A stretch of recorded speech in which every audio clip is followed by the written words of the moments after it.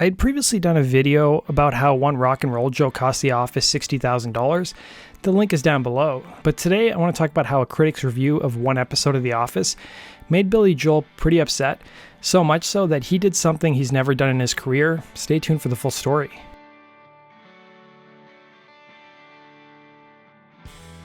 I always felt like the first 5 seasons of The Office were really good. Season 6, while still enjoyable, had some good episodes, but it just felt uneven to me. The whole Jim becoming co-manager and the will they won't they romance between Erin and Andy just didn't work for me. As Baba Booey would say, it was a bit of a stumble. Season 6, episode 25, titled The Chump, would see Jim and Pam struggling to stay awake in the office after not getting enough sleep because they were new parents. Meanwhile, Michael has learned that he's in a relationship with a married woman named Donna. It's thought that Michael has dumped Donna upon learning the news, and Pam famously says during the episode, when Michael has a broken heart, the whole place comes to a halt. As a result, she tries to rally the office to help lift Michael's spirits post-breakup, but Michael seems in a surprisingly positive mood. Pam and Jim, who try to always avoid hanging out with Michael outside of work, invite their boss over for dinner, telling them they can order in Hooters and play Billy Joel Rock Band. Michael responds, "That exists," to which Pam says yes. Following the episode, Entertainment Weekly would publish a review of the episode that read, Pam, who tried to choreograph the whole office into a post-breakup support group for Michael, but Michael was curiously unresponsive. He liked the ice cream, of course, but he didn't like it enough to drown it in his sorrows, nor did he respond when Jim and Pam invited him over for dinner and rock band Billy Joel, which let's hope never actually exists ever, they'd write.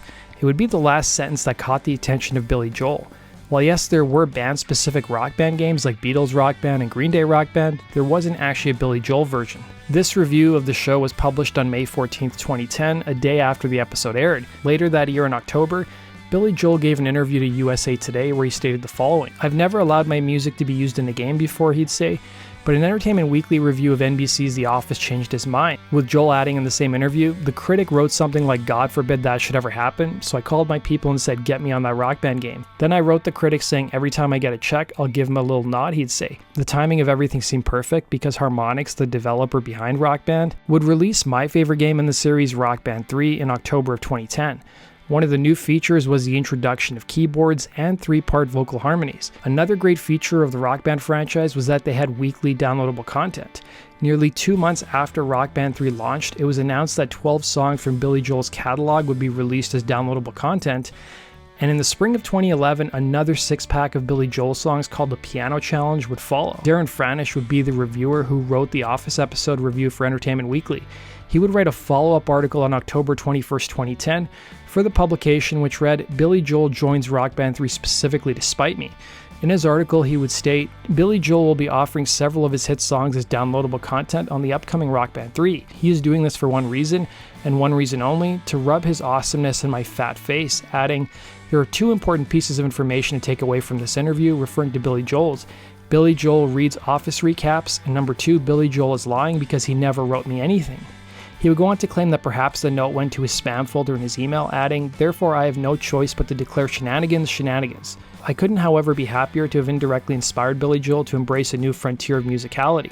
And this wasn't the only Billy Joel reference in The Office. On the Office subreddit, one poster named Tombstone Smile Driver would put together a list of all the references they could find, some of which I remember, including Ryan Started the Fire, which I think was in season 2, Dwight plays the longest time on his recorder, and then refers to the artist as William Joel. Michael quotes "You may be right" in conversation with Pam.